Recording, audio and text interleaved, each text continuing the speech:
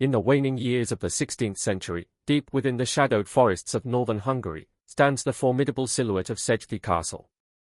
Its stone walls rise grim and unyielding against the shifting mists that curl like serpents through the surrounding trees. This ancient fortress, perched atop a rugged hill, has long been a seat of power and privilege, a bastion of nobility amid a land fractured by war and superstition. Here, in the dim corridors illuminated by flickering torchlight, begins the dark tale of Countess Elizabeth Bathory, a woman whose name would echo through history as both noble and notorious. Elizabeth's world is one of stark contrasts, of wealth and isolation, of privilege shadowed by rumor. Born into one of the most powerful families in the Kingdom of Hungary, she inhabits a realm where birthright confers untold influence, yet also breeds suspicion and fear. The castle's great halls, though resplendent with tapestries and chandeliers, are cold and cavernous, their echoes filled with whispered gossip and unspoken dread. Within these walls, Elizabeth's fascination with youth and beauty takes root, an obsession that will soon twist into something far more sinister. The year is 1602, and the political landscape is as turbulent as the winds that howl through the castle's battlements. The Ottoman Empire presses relentlessly against Hungary's borders, while the Habsburg monarchy seeks to consolidate its grip on the region. In this precarious balance of power, the nobility's privileges are both a shield and a trap. Elizabeth, a woman of striking intelligence and ambition, navigates this treacherous world with a keen awareness of her status and the fragile nature of her security. From the outset, her life is marked by an uneasy blend of reverence and fear from those around her. The peasants who toil in the surrounding land speak her name in hushed tones, their voices tinged with a mixture of respect and apprehension. Servants scurry through the shadowed chambers with downcast eyes, wary of drawing her ire. Even the castle's guards, men hardened by years on the frontier, tread carefully in her presence. Elizabeth's reputation, though still nascent, begins to take shape in these early days, one forged not only by her noble blood but by the aura of mystery and menace that clings to her like a second skin. The social isolation that accompanies Elizabeth's exalted position is both a consequence and a catalyst for her growing obsession. Within the gilded cage of Csejthe, surrounded by wealth yet starved for genuine companionship, she turns inward. The castle's library, filled with ancient tomes and arcane manuscripts, becomes her refuge. Here, beneath the watchful gaze of painted ancestors, she immerses herself in tales of alchemy, immortality, and the secret arts. The superstitions of the age, blending folklore with a crude understanding of science, feed her imagination and stoke the fires of her desire to defy the ravages of time. Elizabeth's fixation on youth is no mere vanity. It is a consuming passion born from the stark reality of her existence, a noble woman acutely aware that her power and influence are tied inexorably to her appearance and vitality. At a time when women's worth is measured in their beauty and fertility, the fear of aging is more than a personal dread, it is a political liability. In the glittering courts of Europe, where alliances are forged through marriage and offspring, the preservation of youth is tantamount to survival. Yet, beneath Elizabeth's polished exterior, there lurks a darkness that even the castle's thick walls cannot contain. Rumors begin to surface, whispers of strange rituals performed under the cover of night, of servants disappearing without explanation, of cries muffled by heavy doors. These murmurs ripple through the surrounding villages and reach the ears of neighboring nobles, sowing seeds of suspicion and fear.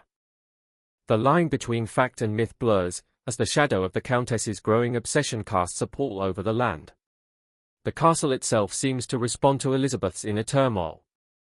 The once vibrant halls grow colder, the tapestries faded, the air thick with an intangible menace. Servants speak of glimpsing figures lurking in the corridors, of strange scents, metallic and sweet, wafting through the night. The forest around Csejthe, dense and impenetrable, becomes a labyrinth of secrets where the boundary between the natural and the supernatural feels perilously thin. Elizabeth's isolation deepens as the years pass, her courtly duties overshadowed by her relentless pursuit of eternal youth.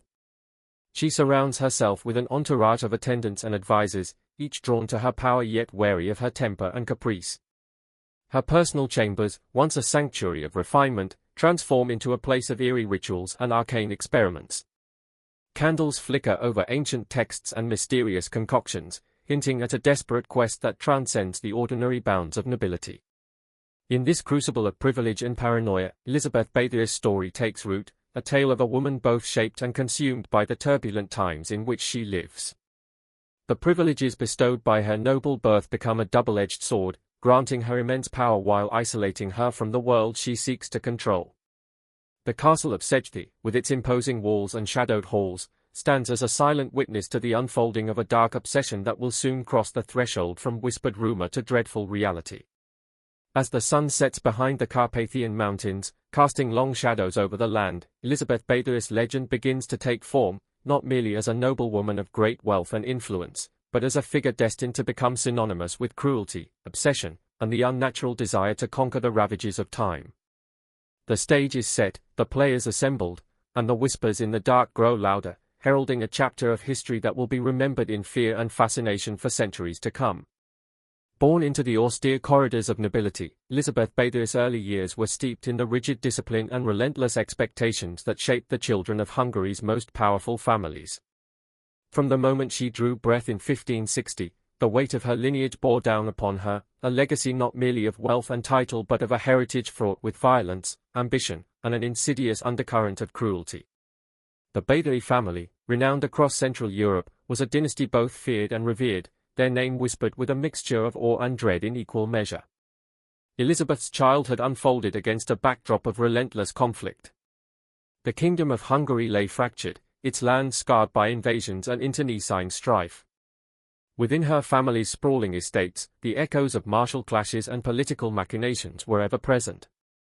Her father, Baron George Bathory, was a man hardened by war, a figure of stern authority whose iron will left little room for tenderness. His household was governed by strict codes of conduct, where obedience was demanded without question and weakness punished with swift severity. From him, Elizabeth inherited a formidable temperament, tempered by the harsh realities of her time. Her mother, Anna Bathory, a woman of fiery spirit and sharp intellect, contributed to Elizabeth's complex character in equal measure. Anna's own upbringing had been marked by hardship and loss, experiences that instilled in her a fierce protectiveness over her children but also a cold pragmatism. The young Elizabeth grew up observing the delicate dance of power between her parents, a volatile mixture of affection, control, and simmering resentment. This domestic tension would leave an indelible mark on her psyche, fostering in her a keen awareness of the fragility of trust and the necessity of dominance. Education for a noblewoman of Elizabeth's standing was both a privilege and a tool of social conditioning. From an early age, she was instructed in the languages, customs, and religious doctrines expected of her class. Tutors drilled her in Latin and Hungarian, while lessons in etiquette and the arts prepared her for the intricate rituals of court life. Yet, beneath this veneer of refinement lay a mind hungry for knowledge beyond the prescribed curriculum. Elizabeth devoured books on history, philosophy, and the occult, her curiosity fueled by the whispered legends that surrounded her family's name. Tales of alchemists, mystics, and ancient rites seeped into her imagination, intertwining with the superstitions that colored everyday life in the region. The Bathory household itself was a crucible of contradictions. On the one hand, it was a place of grandeur and privilege, where feasts were lavish and alliances brokered over fine wines and silks. On the other, it was a realm where cruelty was woven into the fabric of existence. Servants endured harsh punishments for the slightest misstep, and the nobles wielded their power with an often brutal hand. Elizabeth, from her earliest days, was both witness and participant in this grim theatre. Her playmates were the children of other noble families, yet even their games bore the stark undertones of rivalry and survival. Psychologists centuries later might view Elizabeth's formative years through the prism of trauma and inherited pathology. The Bathory lineage, marked by intermarriage among the Hungarian and Transylvanian aristocracy, carried a genetic legacy that some speculate contributed to volatile temperaments and psychological fragility. Whether nature or nurture, Elizabeth's personality was shaped by extremes, her vanity intertwined with paranoia, her ambition shadowed by a burgeoning cruelty. These traits, latent in childhood, would later manifest with devastating intensity. As she moved from girlhood to adolescence, Elizabeth's emerging beauty became the subject of admiration and envy alike. Tall and graceful, with striking features framed by flowing auburn hair, she embodied the ideals of feminine allure prized by her contemporaries. Yet, beneath the surface, she harbored a restless dissatisfaction.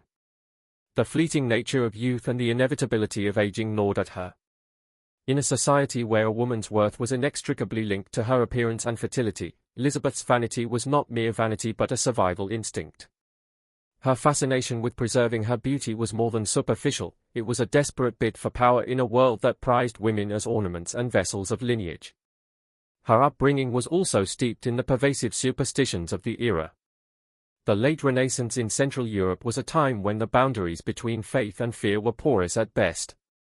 Witchcraft, curses, and demonic pacts were subjects of both genuine belief and political expediency.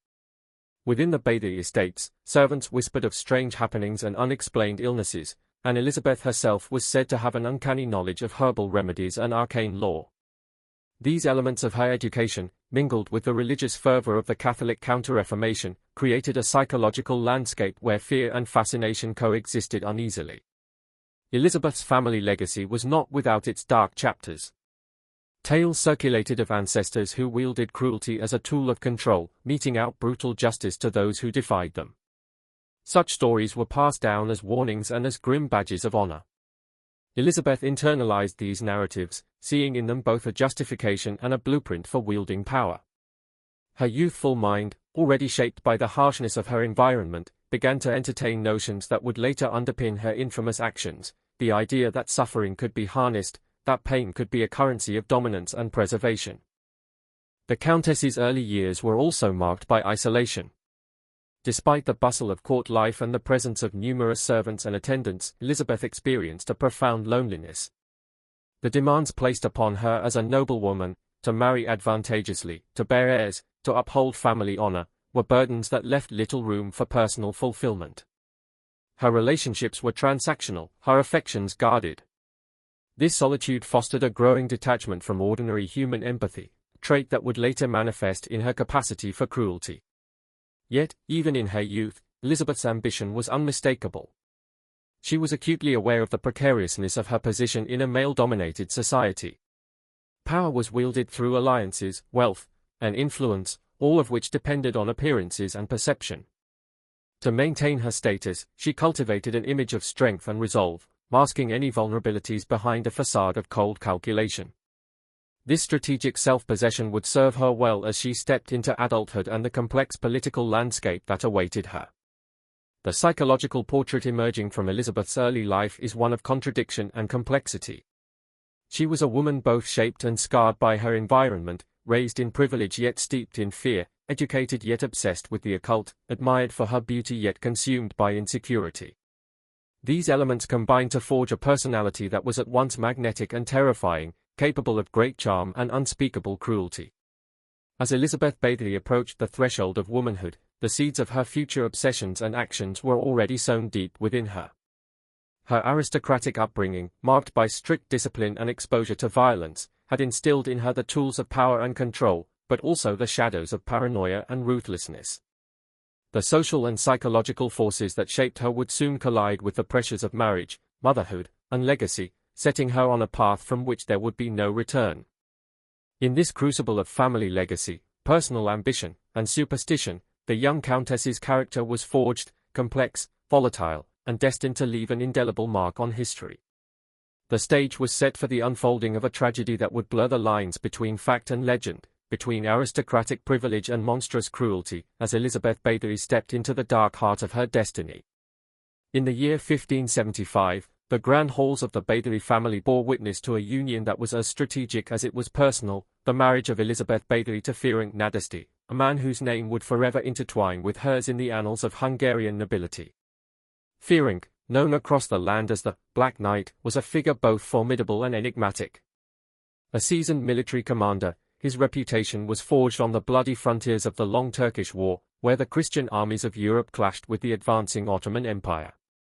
His black armor and stern visage were as much a symbol of martial prowess as a harbinger of the dark chapter that would unfold under his and Elizabeth's shared dominion. The marriage, arranged by their families, was emblematic of the era's political machinations. It was a union designed to consolidate power, amass wealth, and secure territorial influence. Elizabeth, with her aristocratic lineage and formidable inheritance, was a prize sought not for love but for strategic advantage. Ferenc's military exploits had earned him both respect and fear, and his alliance with Elizabeth promised to bind two powerful houses against the turbulent tides of war and politics. Yet beneath this alliance lay the seeds of isolation and darkness that would come to define Elizabeth's reign over their estates. Fearing's life was one of relentless conflict. The long Turkish War, spanning over a decade, demanded his constant presence on distant battlefields, far from the ancestral estates he was sworn to protect. His absences left Elizabeth the de facto ruler of vast domains, a responsibility that both empowered and entrapped her. Alone within the stone walls of Csejthe Castle and other properties, Elizabeth's temperament and obsessions began to deepen, fueled by solitude and the weight of governance. The castle became a stage where Elizabeth's authority was absolute. Servants and peasants alike were subject to her will, their lives entwined with her moods and caprices. The power vacuum created by Fearing's absence allowed Elizabeth to exercise a control that few women of her time could claim. Yet this dominion was shadowed by growing rumors, whispers among the villagers and servants of cruel punishments and strange nocturnal activities. The line between fear and loyalty blurred, as those who served her learned to mask their terror behind forced smiles and silent compliance. Elizabeth's isolation was compounded by the absence of a partner who could share in the burdens of rule and provide the companionship that humanizes even the most powerful. Fearing, hardened by war and duty, was a man of few words and fewer affections. Their marriage, while politically advantageous, was marked by distance and formality rather than warmth or intimacy. Letters exchanged between them hint at a relationship strained by circumstance and personality, a union of necessity rather than passion. Within the confines of her estates, Elizabeth's obsession with youth and beauty intensified. The solitude left by Fearing's military campaigns provided fertile ground for her dark fascinations to grow unchecked. Her court became a place where loyalty was bought with fear, and where the suffering of others was rumored to be a means to an end, a desperate attempt to stave off the ravages of time that threatened her status and power. Though concrete evidence remained elusive, the tales whispered in nearby villages painted a portrait of a countess who wielded cruelty as both weapon and shield. The social and political context of their marriage cannot be overstated. The Hungarian nobility of the late 16th century was a class under siege, caught between the encroaching Ottoman forces and the encroaching influence of the Habsburgs. In this volatile environment, alliances were fragile, and power was a precarious commodity. Elizabeth's role as a female landowner was exceptional, and her exercise of authority was both a necessity and a rebellion against the gender norms of her time. Her stewardship of the estates during Fearing's absence showcased a woman both capable and ruthless, navigating a male-dominated world with a fierce determination. Fearing's return from campaigns was sporadic, each visit brief and shadowed by the burdens of war. Their encounters were marked by the tensions of unshared responsibilities and unspoken grievances. While Fearing's reputation as the Black Knight inspired fear on the battlefield, within the domestic sphere he was a distant figure, unable or unwilling to bridge the growing chasm between himself and Elizabeth. His military duties overshadowed any possibility of a conventional marriage, leaving Elizabeth to rule in his stead, a queen in all but name within her domains. The isolation of her position was compounded by the rigid expectations placed upon her as a noblewoman. The production of heirs was paramount, a duty Elizabeth fulfilled with a sense of urgency and desperation. Yet the pressures of childbirth and the tragedies that often accompanied it weighed heavily on her. The fragility of life in the 16th century, coupled with the demands of nobility, created a fertile ground for fear and obsession. Elizabeth's quest for an unblemished legacy became intertwined with her fixation on preserving her own youth and power. Within the castle's walls, Elizabeth surrounded herself with confidants and attendants who were both instruments and witnesses to her growing darkness. The line between loyalty and fear was perilously thin, and many who served her did so out of self-preservation. The atmosphere at Csejthe grew charged with an undercurrent of menace, as servants whispered of punishments severe beyond reason and of the countess's mercurial temper. Her paranoia seemed to deepen, a reflection perhaps of the isolation imposed by her husband's absences and the burdens of unshared rule. The political alliance forged by their marriage was thus marked by a profound personal disconnect. Fearing's military career and Elizabeth's solitary governance created parallel lives that seldom intersected meaningfully. Their partnership, while formidable in its combined power, was fractured by circumstance and personality. This fracture would prove significant as Elizabeth's reign over their estates took on a darker hue, shaped by her obsessions and the unchecked authority she wielded in Fearing's absence. The legend of the Black Knight and the Blood Countess began to entwine during these years. Fearing's name lent an aura of martial valor and fearsome reputation, while Elizabeth's growing notoriety was whispered in fearful tones among peasants and nobles alike. The castle of Csejthe, once a symbol of noble prestige, took on the semblance of a place where power was exercised with ruthless efficiency and where the shadow of cruelty grew ever longer. In this crucible of political alliance and personal isolation, Elizabeth Bathory's descent into darkness gained momentum. The marriage to Fearing Nadesty, while a union of great strategic importance, also became a catalyst for the unraveling of her psyche and the intensification of her obsessions. The absence of her husband, the weight of her responsibilities, and the pressures of her societal role combined to create a volatile mix, setting the stage for the grim tales that would soon emerge from the heart of her dominion. As the Black Knight returned to the battlefield and Elizabeth ruled alone within the castle's cold stone walls, the balance of power tipped toward a tragic and terrifying future. Their marriage, born of alliance and ambition, became the backdrop for a saga of cruelty, obsession, and whispered horrors that would echo through history, forever entwining their legacies in a dark and haunting dance. By the dawn of the 17th century, the name Elizabeth Bathory had begun to stir a chill in the hearts of those who dwelled within her vast estates and beyond.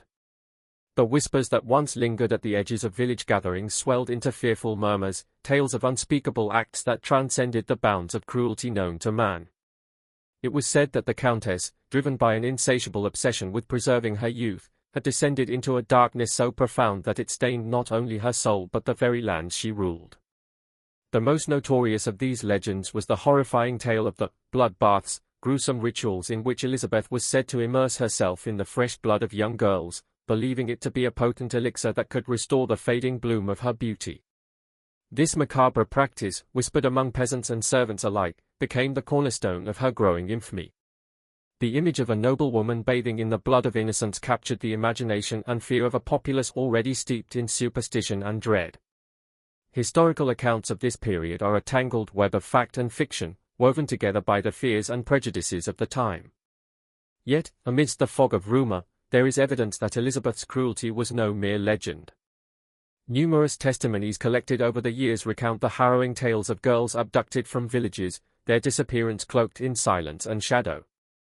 Those who dared to speak of their fate described horrific tortures inflicted upon them within the castle's walls, floggings, mutilations, and psychological torment conducted with a cold and calculated cruelty. The victims were often drawn from the poorest strata of society, vulnerable children whose lives were considered expendable in the relentless pursuit of the Countess's dark desires. The servants who participated or bore witness to these atrocities were bound by fear and loyalty, their voices silenced by threats of punishment or death. The social hierarchy of the time rendered the suffering of these girls invisible to the wider world, allowing Elizabeth's reign of terror to persist unchecked for years. The motivations behind Elizabeth's actions remain a subject of debate among historians and scholars. Some attribute her behavior to a pathological obsession with youth and beauty, fueled by vanity and a desperate fear of aging that was amplified by the harsh realities of her environment. Others suggest a more complex psychological profile, one marked by sadism, paranoia, and a craving for power that extended beyond the political into the visceral realm of physical domination and control. The political and social context of early 17th century Hungary provided a fertile ground for such excesses to flourish. The region was engulfed in turmoil, with the Ottoman threat looming large and internal nobility vying for dominance.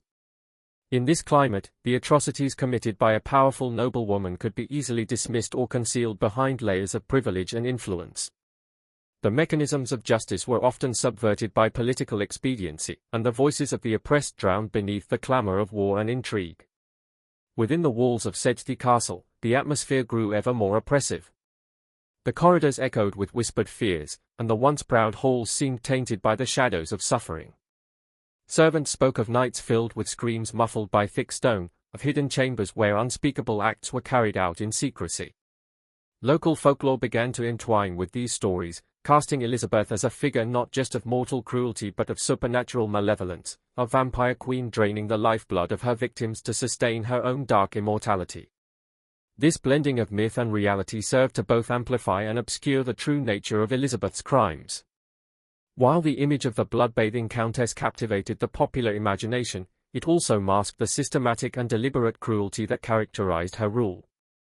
The tortures inflicted upon her victims were not mere acts of madness but calculated exercises of power, designed to instill terror and assert dominance over those who dared to defy or displease her. The social fabric of the surrounding communities frayed under the weight of these horrors. Families lived in constant fear of losing their daughters to the grasp of the Countess's agents, while local authorities found themselves powerless or unwilling to intervene. The tales of mutilation, imprisonment, and death became part of the communal memory, passed down through generations as warnings of the dangers lurking within the noble class. Yet, despite the mounting evidence and growing unease, Elizabeth's reign continued largely uninterrupted for years. Her wealth, influence, and the strategic alliances forged through marriage and kinship rendered her virtually untouchable. The nobility, often complicit or indifferent, shielded her from scrutiny, while the common folk remained voiceless and vulnerable. The gulf between privilege and justice widened, allowing the Countess's atrocities to fester in the shadows. The legend of Elizabeth Bathory's bloodbaths has endured through the centuries, a chilling testament to the darkest corners of human obsession and cruelty. It symbolizes the terrifying consequences of absolute power wielded without conscience and the perilous intersection of vanity, fear, and madness. Her story, caught between history and myth, continues to captivate and horrify, a haunting reminder of the fragility of innocence in the face of unbridled tyranny. As the years passed, the boundaries between fact and folklore blurred further, with playwrights, poets, and chroniclers embellishing the tale to suit their own ends. The Countess became a figure of Gothic horror, a cautionary emblem of aristocratic depravity and the supernatural. Yet beneath the layers of legend lies the undeniable truth of suffering inflicted upon countless young lives, a dark legacy etched into the history of a turbulent age. Within the cold stone walls of Csejthe, the echoes of those tormented souls lingered long after the Countess's shadow had faded.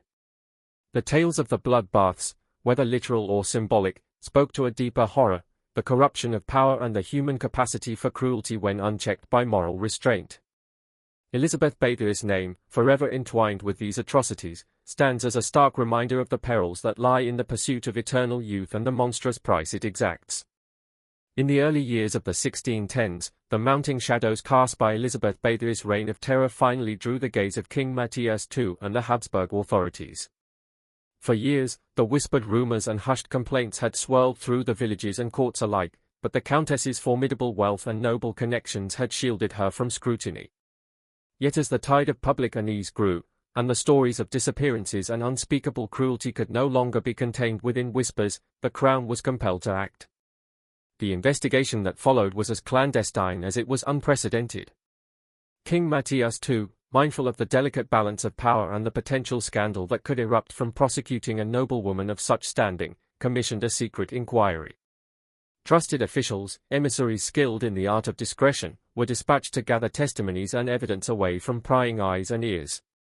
The process was shrouded in secrecy, the very walls of Csejthe seemed to close in, harboring dark secrets that those summoned dared barely to speak aloud. Witnesses came forward, some compelled by conscience, others by fear, and still others by the hope of justice. Servants, villagers, and even members of the nobility recounted tales of horrors that defied belief. Their testimonies detailed systematic torture, abduction, and murder, acts perpetrated under Elizabeth's direct command or with her tacit approval. The accounts were harrowing, girls chained in dungeons, mutilated limbs, and cries echoing through the night. Each story painted a grim mosaic of suffering, yet the evidence remained largely circumstantial, complicated by the vested interests of those involved. The trial itself was a spectacle veiled in secrecy and political maneuvering.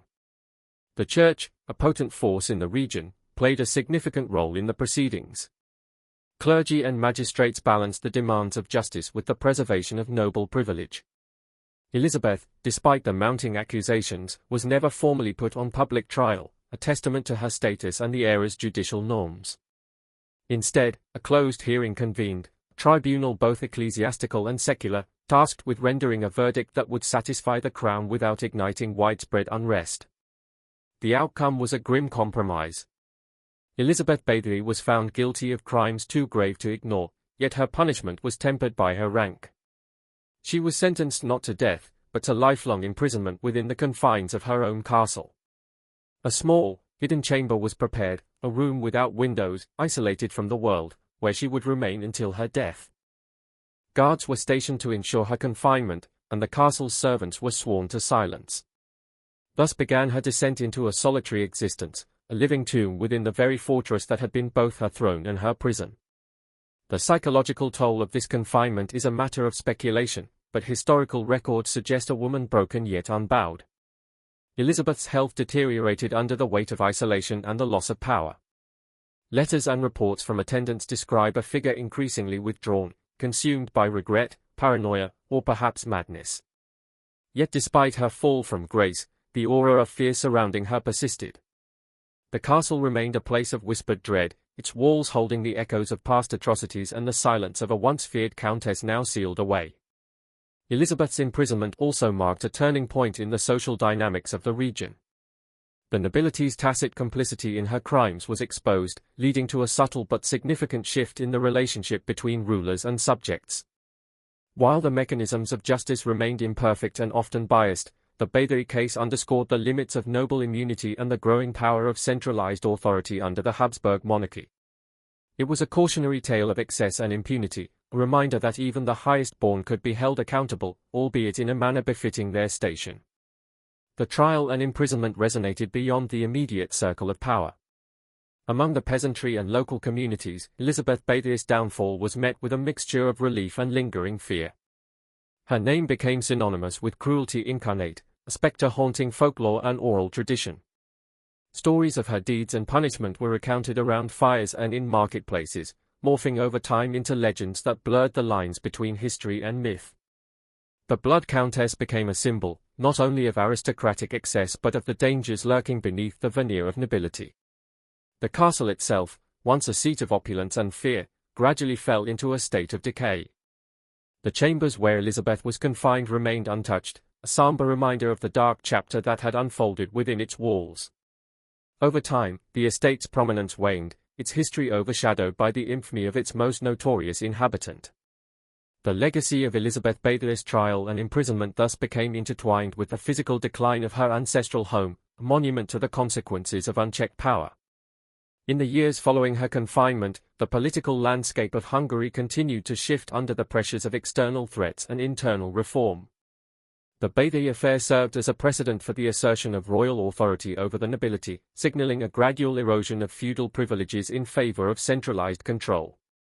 It also highlighted the complex interplay between justice, politics, and social hierarchy in early modern Europe, a world where truth was often entangled with expediency, and where the fate of individuals could hinge on birthright as much as guilt. Elizabeth Bathory's final days were spent in silence and solitude, her existence reduced to the barest necessities within the walls of her prison chamber.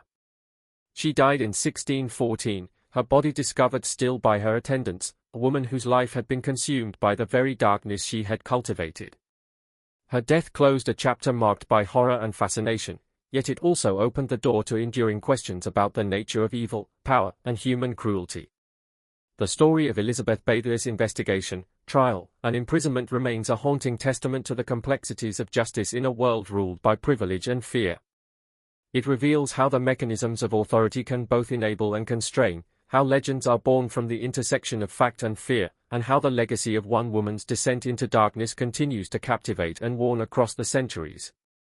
Within the hidden corners of her ancestral castle, the memory of the Blood Countess lingers, a spectral presence woven into the very stones, a grim echo of a time when nobility and cruelty became indistinguishable, and when the quest for power led to a legacy forever stained by blood and shadow. Elizabeth Bathory's death in 1614 marked the close of a dark and turbulent chapter in Hungarian history, yet the legacy she left behind refused to fade into obscurity. Instead, her story became a potent symbol, an enduring fusion of fact and myth that would captivate imaginations and haunt folklore for centuries to come. Across Europe, the Blood Countess evolved from a noblewoman accused of heinous crimes into a figure of Gothic legend, her name synonymous with cruelty, obsession, and the sinister allure of immortality. In the decades following her demise, tales of Elizabeth's atrocities rippled far beyond the confines of Csejthe Castle. Playwrights and poets seized upon her story, weaving narratives that blurred the lines between historical record and supernatural horror. She was cast alternately as a vampire queen, a witch, and a tragic figure consumed by vanity, each portrayal reflecting the anxieties and fascinations of the era. These embellishments cemented her place not only in the annals of history but in the broader cultural imagination, where she became a cautionary emblem of aristocratic excess and the perils of unbridled power. Yet beneath the layers of legend lies a more sobering truth. Elizabeth Bathory's tale is a stark reminder of how absolute power, when wielded without restraint or accountability, can corrupt absolutely. Her story exposes the dark undercurrents of nobility, where privilege often masked brutality, and where the boundaries between justice and impunity were fragile and easily crossed.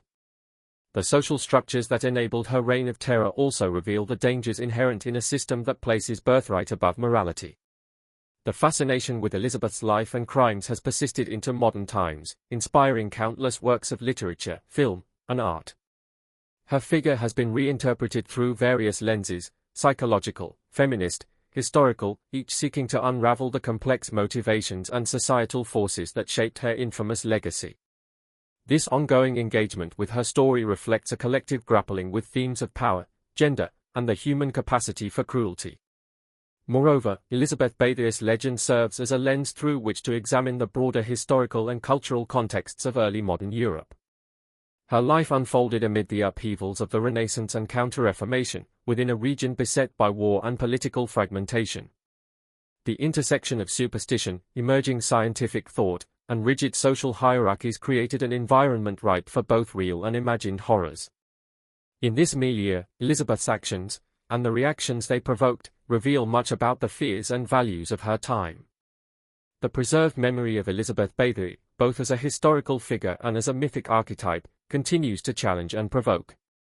Her story forces a confrontation with uncomfortable truths about the nature of evil and the capacity for darkness that resides within human society. It questions the justice of systems that protect the powerful while silencing the vulnerable and highlights the enduring consequences of unchecked ambition and cruelty.